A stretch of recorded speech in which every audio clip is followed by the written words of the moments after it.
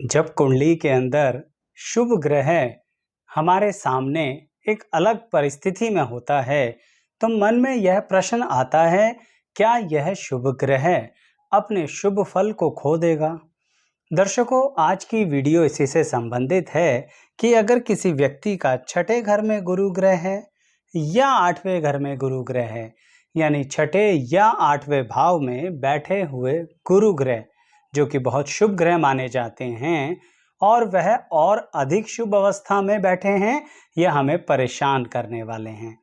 क्योंकि सामान्य गुरु ग्रह की बात नहीं कर रहा, मैं बात करने जा रहा हूं उच्च के गुरु ग्रह की।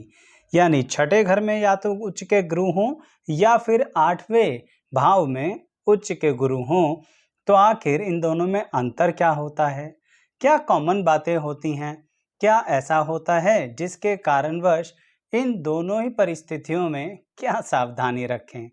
कुंडली के अनुसार ही एग्जाम्पल के साथ हम इस चीज को देखेंगे। वीडियो पूरी देखिएगा दर्शकों, मुझे उम्मीद है कि ये विश्लेषण आपको पसंद आएगा और अगर पसंद आए तो लाइक ज़रूर कीजिएगा, चैनल सब्सक्राइब कीजिएगा और बेल आइकन ज़रूर प्रेस कीजिएगा। तो आइए वीडियो की शुरुआत करते हैं।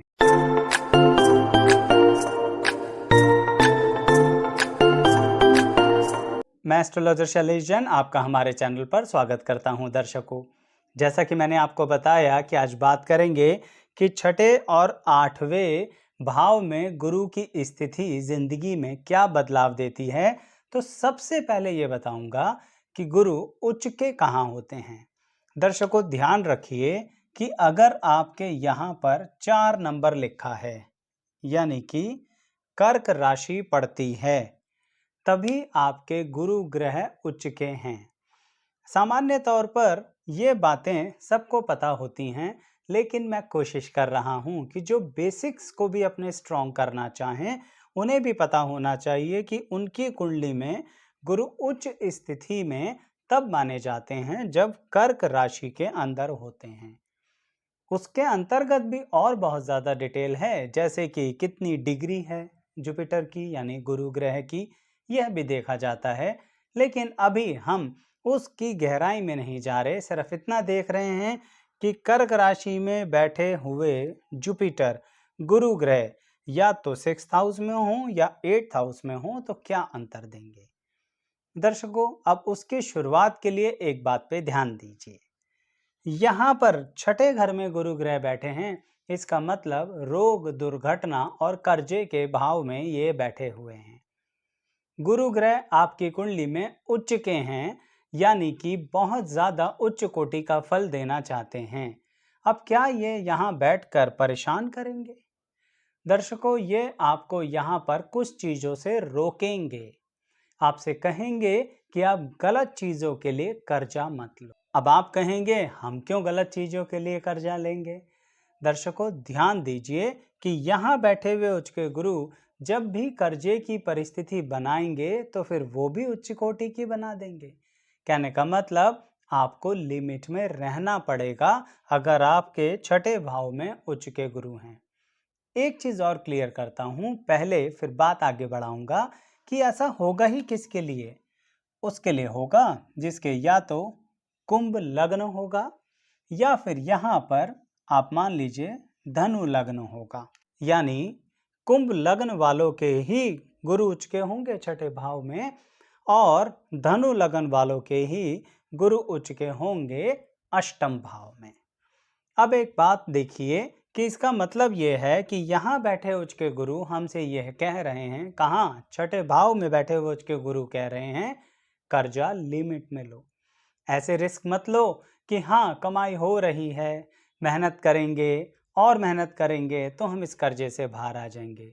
फंस जाओगे, चलता चलाता प्रोजेक्ट बंद हो जाएगा। कई लोगों के साथ तो ऐसा भी हो सकता है कि हमने कर्जा लिया, तब इनकम अच्छी थी, कर्जा लेते ही एकदम से इनकम का डाउनफॉल आ गया। यानी समझ ही नहीं आया कि अब भी तो हम वही हैं, अब भी तो वही व्यक्ति हैं, अब भी तो हम वही काम कर रहे हैं, अब लोगों को पसंद क्यों नहीं आ रहा, अब हमारी इनकम क्यों नहीं हो रही? क्योंकि आपने इच्छाएं तो रखी पर लिमिट से बाहर जाकर उच्च का कर्जा ले लिया। यानी आपके जुपिटर उच्च के होके छठे भाव में ये कह रहे हैं कि अपने आप को रोक कर चलो। ठीक है, अब बात अष्टम के उच्च के गुरु की करते हैं, एक एक करके देखेंगे, फिर कंपैरिजन के साथ क्या कॉमन है ये भी देखेंगे और उस कॉमन में भी क्या डिफरेंस है ये भी देखने की कोशिश करेंगे।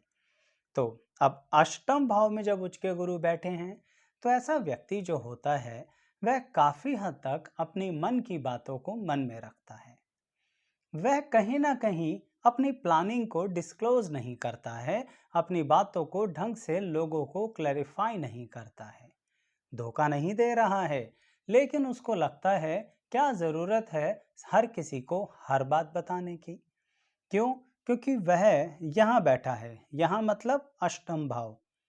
बेसिक तौर पर एक और बात क्लियर कर दूं, अष्टम भाव 8th हाउस क्यों कह रहे हैं, यहाँ से काउंट करो, 1 2 3 4 5 6 7 8।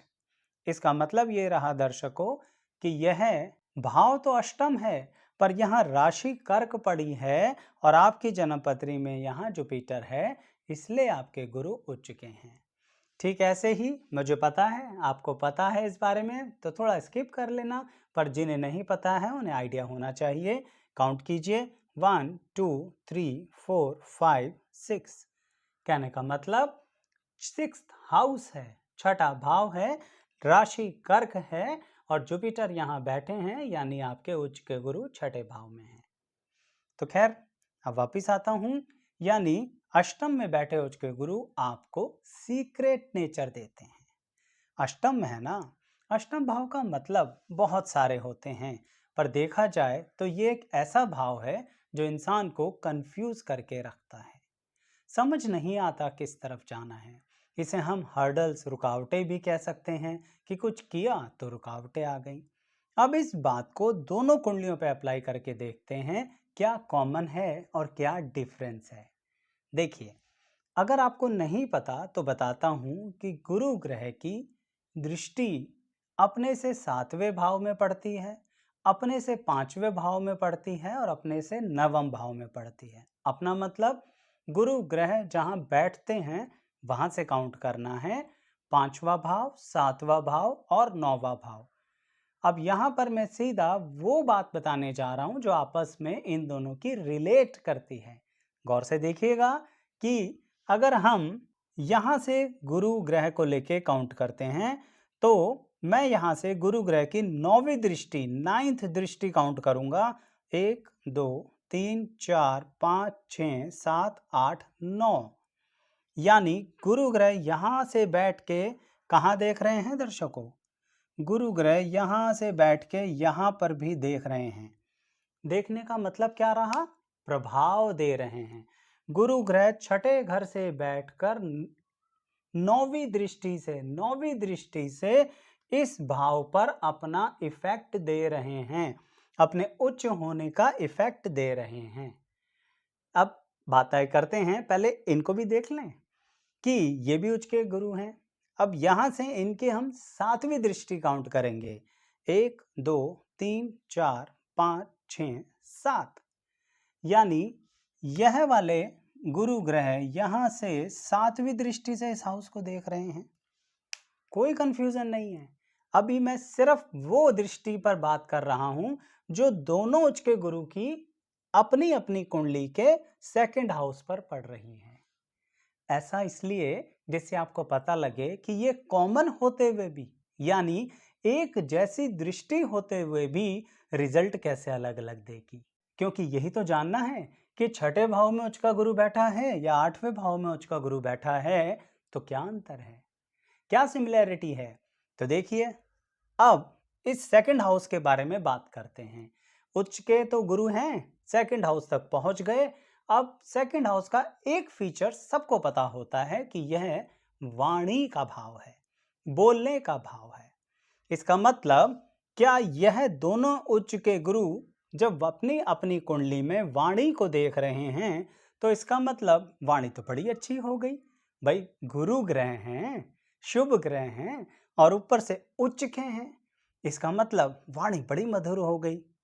अंतर समझना है, यहाँ छठे भाव के उच्च के गुरु वाले व्यक्ति अपनी वाणी में ऐसे होते हैं कि बोलते बोलते बहुत ज़्यादा जोश में आ जाते हैं, बहुत ज़्यादा इमोशंस में आ जाते हैं, बहुत ज़्यादा हेल्पिंग नेचर में आ जाते हैं। बात करते करते सोचते हैं कि सामने वाले को सब कुछ बता दें, सब कुछ सिखा दें और किसी तरह उसकी ज़िंदगी में हम बदलाव कर दें। वाणी किसकी बता रहा हूँ? छठे घर में उच्च के गुरु की। ये लोग वाणी के रूप में ऐसे होते हैं। कहने का मतलब संभल के बोलते हैं, पर फिर भी इनका पैर फिसल जाता है और बोलते ही चले जाते हैं और अपनी बात सामने वाले को पूरा डिस्क्राइब करने की कोशिश करते हैं और सोचते हैं कि उसकी परेशानी का हल तो आज हम कर ही दें। अब इनकी बात करें जरा। ये जो उच्च के गुरु हैं अष्टम भाव वाले और ये वाणी को देख रहे हैं, तो इसका मतलब ये रहा कि बात ये भी कुछ ऐसी ही करेंगे। सामने वाले की परेशानी को हल करने की कोशिश करेंगे, सामने वाले की बात को समझेंगे और उसको सॉल्यूशन देने की कोशिश करेंगे, लेकिन इमोशनल बिल्कुल नहीं होंगे। अपने दिमाग के पिछले हिस्से में कुछ ना कुछ इनके चलता रहेगा। एक तरफ से सामने वाले से बोले जा रहे हैं, दूसरी तरफ से अपने दिमाग के पिछले हिस्से में कुछ थॉट्स चल रहे हैं कि सामने वाला चाहता क्या है, क्या ये सामने वाले की काबिलियत है भी जो हम उसे सलाह दे रहे हैं, क्या इसके अंदर वो कैपेसिटीज हैं जो ये कर पाएगा। यानी लॉजिकल एनालिसिस करते रहेंगे बोलने के साथ साथ। इसलिए दर्शकों, मैंने उच्च के गुरु की नहीं पर गुरु की छठे और आठवें भाव की अलग अलग वीडियोस भी बना रखी हैं कि कोई जुपिटर ग्रह किसी भाव में बैठकर कैसा फल देता है, उसकी अलग अलग वीडियो हैं। उन्हें भी देखेंगे तो आपको कुछ और अधिक अलग तरह से विस्तृत जानकारी मिलेगी। और हाँ, ऐसे ही अन्य ग्रहों की भी वीडियोस हैं कि कोई भी ग्रह किसी भाव में बैठकर किस तरह से अपने रिजल्ट को बदलता है। और एक ही वीडियो में 12 भाव नहीं हैं, हर भाव की अलग अलग बहुत विस्तृत जानकारी की वीडियो है। सिर्फ हमारे चैनल को सब्सक्राइब ही तो करना है, कर लीजिए। प्लेलिस्ट के सेक्शन पर आइए, नहीं तो इसी वीडियो के डिस्क्रिप्शन बॉक्स में जाएंगे तो आपको लिंक मिल जाएगा। अभी वाणी की बात मैं पूरी करता हूँ कि अष्टम भाव के उच्च के गुरु वाले यानी लॉजिकल एनालिसिस करते करते एडवाइस देते हैं, लेकिन छठे घर के उच्च के गुरु वाले मन से एडवाइस देते ही चले जाते हैं। यह कॉमन होते हुए भी डिफरेंस समझ में आया? कॉमन क्या है? दोनों वाणी के भाव को देख रहे हैं, लेकिन दोनों ही कहीं ना कहीं किस तरह का अंतर रख रहे हैं। इसी का एक और पॉइंट भी समझते हैं। ये जो सेकंड हाउस होता है ना दर्शकों, ये धन का भी होता है, फाइनेंसिस का भी होता है। इसका मतलब अब उच्च के गुरु फाइनेंस को देख रहे हैं, तो फाइनेंस के मामले में क्या अंतर हो गया? यानी उच्च के गुरु का प्रभाव तो आपके फाइनेंस पर भी है, तो कॉमन भी है पर अंतर भी है। क्या अंतर है?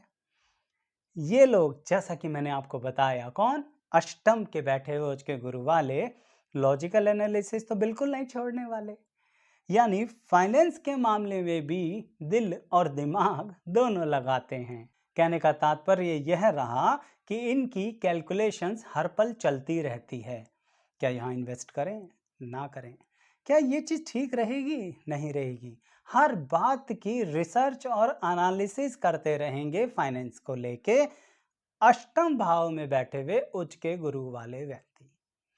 पर छठे भाव में उच्च के गुरु वाले व्यक्ति क्या करेंगे फाइनेंसिस को लेके? फिर वही मन से करेंगे, इमोशंस में बह जाएंगे कि कोई बात नहीं, I can do it, you can do it, we can do it. इस तरह से मोटिवेशनल थॉट अपने मन में लाएंगे और उतर जाएंगे नदी में, उतर जाएंगे समंदर में। कौन से नदी और समंदर में? कर्जे के नदी और समंदर में। ये हम कर लेंगे, हम मेहनत करेंगे, कर भी लेते हैं, ऐसी बात नहीं है, लेकिन वो समय बड़ा कष्टदायी होता है। उस समय में इन्हें पता लगता है कि हम इतना ज़्यादा इमोशनल हो गए थे, अपने लिए भी और अपने परिवार के लिए भी, और जिसकी हम हेल्प कर रहे थे उसके लिए भी। और हमने देखा ही नहीं कि हम जो कर रहे हैं वो फाइनेंशियल कैलकुलेशंस तो ठीक हैं, लेकिन एक सिर्फ इमोशनल बिहेवियर है, लॉजिकल एनालिसिस की कमी रह गई। तो इसीलिए ये अंतर है इन दोनों के अंदर, जो अभी तो सिर्फ मैंने फाइनेंस का बताया है और वाणी का बताया है। अभी बात आगे भी है, पर यहाँ तक भी पसंद आ रही हो तो लाइक शेयर सब्सक्राइब करना। और साथ ही कुछ लोग बड़े प्यार से कमेंट लिखेंगे कि इतना हल्के हल्के क्यों बोल रहे हो आचार्य जी, तेज तेज बोलो। दर्शकों, मेरा मोटिव है कि जिसे नहीं आता उसे भी आ जाए, और जिसे आता है उसे थोड़ा और आ जाए। इसलिए कोशिश कर रहा हूँ सरलता से इस बात को डिस्कस करने की। चलिए अब अगले स्टेप पर आते हैं कि यही दोनों उच्च के गुरु हैं। इनका प्रभाव एक और हाउस पर भी है। कौन सा हाउस? अभी मैंने दृष्टियों की बात करी थी ना। एक बार इस उच्च के गुरु की, किसकी? छठे भाव के उच्च के गुरु की 7वीं दृष्टि देखो कहाँ पड़ रही है। जो जानते हैं वो तो समझ गए, जो नहीं जानते हैं आइए काउंट करते हैं। जहां ये बैठे हैं वहां से 7वीं दृष्टि काउंट करनी है दर्शकों। 1 2 3 4 5 6 7। इसका मतलब यह उच्च के गुरु इस हाउस में भी अपना इफेक्ट दे रहे हैं, इस हाउस पर भी। यह हाउस कौन है? 12th हाउस है, ठीक है। अब क्या ये उच्च के गुरु भी 12th हाउस पे इफेक्ट देंगे? बिल्कुल देंगे। 5वीं दृष्टि होती है ना गुरु की, तो इसीलिए 5 काउंट कीजिए। 1 2 3 4 5। इसका मतलब ये भी यहां देख रहे हैं। अब फिर वही बात हो गई, दोनों उच्च के गुरु अपनी अपनी कुंडली के 12th हाउस को देख रहे हैं। जब अपनी अपनी कुंडली के 12th हाउस को देख रहे हैं तो ये तो कॉमन बात हुई, पर इफेक्ट तो अलग अलग होगा। ये वाले उच्च के गुरु जब 12th हाउस को देखते हैं, इसका मतलब ये है कि ये आध्यात्मिक तो हैं, पर आत्मिक तौर पर। कहने का मतलब ये रहा कि ये हर बात को स्पिरिचुअली अपने मन की गहराइयों से समझने की कोशिश करते हैं। बहुत ज़्यादा, कभी कभी इतना ज़्यादा आध्यात्मिक स्तर पर चले जाते हैं कि पूरी तरह से फेथ होने के कारण इनको धोखे भी हो जाते हैं। किन की बात कर रहा हूं मैं? छठे भाव के बैठे हुए उच्च के गुरु वालों को। इन लोगों को मित्रता में, इन लोगों को आध्यात्मिकता के क्षेत्र में भी कई लोग ठग लेते हैं। बुरा मत मानिएगा, पर जिनके साथ हुआ है ना, बताना अपना अनुभव कि किस तरह से आप तो एक आध्यात्मिकता की राह पर जा रहे थे, पर ठगी हो गई आपके साथ, नुकसान हो गया।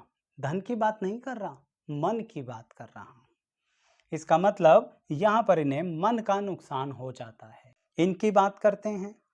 ये जो उच्च के गुरु हैं अष्टम भाव के, जब यहाँ आध्यात्मिकता के स्तर पर आ रहे हैं तो यहाँ पर फिर से वही लगाएंगे, लॉजिकल एनालिसिस। पूरा आध्यात्मिक शिविर को अटेंड कर लेंगे, पूरी स्पिरिचुअल थॉट के साथ चलेंगे, पर साथ में आंख नाक कान खुले रखेंगे। मंत्र मुग्ध होते हुए भी अलर्ट रहेंगे। सामने वाले को जज नहीं होने देंगे कि क्या हम अलर्ट हैं। सामने वाला व्यक्ति इनको सोचेगा कि चलो अब इनके साथ ट्रिक करते हैं, पर जैसे ही वो ट्रिक करेगा तो अष्टम भाव के उच्च का गुरु एक्टिव होकर सामने वाले की ट्रिक को खराब कर देगा। कहने का मतलब आध्यात्मिकता तो है, स्पिरिचुअलिटी की गहराई में उतरने का मन भी है, लेकिन अपना लॉजिकल एनालिसिस कभी नहीं छोड़ते। इनका तो यही मानना है कि हर बात का कारण होता है, तो वो कारण जानो कि ये क्यों है। छठे भाव के उच्च के गुरु वाले कहते हैं हमें कारण की इतनी गहराई की आवश्यकता नहीं है, जबकि इंटरेस्ट होता है इनका भी इंटरेस्ट होता है कि हमें कारण जानना है, लेकिन ना पता लगे तो भी विश्वास के आधार पर आगे जिंदगी को लेके चलते हैं। इनका विश्वास लॉजिक्स पे टिका होता है, इनका विश्वास इमोशंस पे टिका होता है। दर्शकों, पूरी कोशिश कर रहा हूँ एक तरीके से अंतर आपको समझ में आए, क्योंकि आपका ज्योतिष में रुचि है। और जिन लोगों के समझ में आ रहा है कमेंट ज़रूर करते रहना, अपने अनुभव भी, और जो आपने आज तक इस तरह से महसूस किया या कुंडलियों में देखा, तो अन्य दर्शकों को पूरा मार्गदर्शन मिलेगा। अच्छा, अब एक और बात करते हैं दर्शकों। सेकंड और 12th की बात हो गई। अब एक और बात देखिए कि 6th और 8th की बात भी तो कर लें। छठे भाव में बैठा हुआ गुरु उच्च का होके, मैंने आपको बोला ना, रोग, दुर्घटना, कर्जा, ये जर्नल फीचर है। तो क्या यहाँ का व्यक्ति रोग झेलेगा? बिल्कुल झेलेगा। उसको रोग जरूर होगा, हर हाल में होगा, और वो उस रोग को झेलने की क्षमता भी रखेगा। चुपचाप झेलता रहेगा, एक्सट्रीम लेवल पर हो जाएगा तो भी झेलता रहेगा, और कहीं ना कहीं उस रोग से बाहर आने के लिए जितने भी तरीके होते हैं सब अपनाएगा। मैंने कहा ना, विश्वास के आधार पर चलता है, यानी मेडिकल साइंस में जितने रास्ते हैं वो भी अपनाएगा, और अन्य ज्ञान और विज्ञान में जितने रास्ते हैं वो भी अपनाएगा, क्योंकि विश्वास सब पर करके देखता है छठे भाव का उच्च का गुरु। और जब उन विश्वास से संबंधित उसको पता लगता है कि इसका कोई फायदा नहीं है तो पल भर में छोड़ देता है, यानी अंधविश्वास नहीं करता छठे भाव में उच्च का गुरु। माना इमोशनल होता है, लेकिन बहुत ज्यादा चीजों को लेके जांचता है, परखता है, और उसके लिए विश्वास करके 4 कदम चलता जरूर है। अष्टम भाव का उच्च का गुरु क्या करता है? वह जांचने परखने से भी पहले ये देखता है यहाँ एंटर करूं भी कि नहीं। इसलिए रोग से संबंधित कई बार अपनी बातें डिस्कस भी नहीं करता है, लोगों को पता भी नहीं लगने देता कि मुझे रोग हो रहा है। उसे लगता है कि सामने वाले व्यक्ति के पास तो इसका कोई हल होना ही नहीं है, अपने आप ही उसका इलाज शुरू कर देता है, अपने आप ही मेडिकल साइंस सीखना शुरू कर देता है। सीख भी जाता है, लेकिन फिर भी उसके कारण दिक्कतें बनी रहती हैं। क्यों? क्योंकि सामने वाले के प्रति, प्रोफेशनल के प्रति एक मन में डाउट उसको लगा रहता है, और अपने ज्ञान की गंगा में स्वयं को डुबो के चलता है। देखिए दर्शकों, जैसा भी आपको सुनाई दे रहा है छठे और आठवें भाव के उच्च के गुरु के बारे में, मैं जजमेंट बिल्कुल नहीं दे रहा। यह डिसीजन तो आप ही लीजिए, क्योंकि मेरे हिसाब से मैं बिल्कुल नहीं कह रहा कि कौन सा अच्छा है और कौन सा बुरा है, या कौन सा बहुत अच्छा है या कौन सा बहुत बुरा है। मैंने तो यही कहा है कि इन दोनों में आखिर अंतर क्या होता है। और ध्यान रखिएगा, कोशिश करी है कि कॉमन फीचर्स भी आपको बता दूं। वैसे आप इसमें कुछ और बातें भी जोड़ सकते हैं। क्या? आप सोचिए, जो गुरु ग्रह होते हैं वे कौन सी राशियों के स्वामी होते हैं? वह होते हैं धनु राशि और मीन राशि के स्वामी। अब सोचिए, जिसका कुंभ लगन है उसके लिए ही तो उच्च के गुरु छठे भाव में उच्च के होंगे। तो इनकी मीन और धनु राशि कहाँ पड़ी? ये रही मीन राशि और ये रही धनु राशि।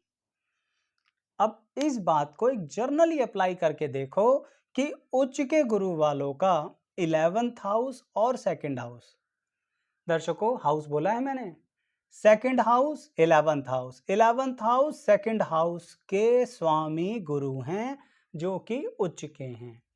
सेकंड और 11th हाउस को सिंप्लीफाइड मैनर में बात करें तो फाइनेंसिस होते हैं। क्या? धन, वाणी, लाभ। अब लाभ होगा क्या? पैसे से ही ना। देखिए, ये दोनों धन और लाभ कहाँ जाकर बैठ गए? छठे भाव में उच्च के होकर, यानी धनु और मीन के स्वामी छठे भाव में उच्च के होकर बैठ गए। इसका मतलब इन लोगों को अपना लाभ कई बार लॉस में तब्दील होता दिखता है। ये अपनी मेहनत की गाढ़ी कमाई अपने हाथों से गवा देते हैं, सिर्फ विश्वास के कारण या कुछ ऐसे रिस्क लेने के कारण।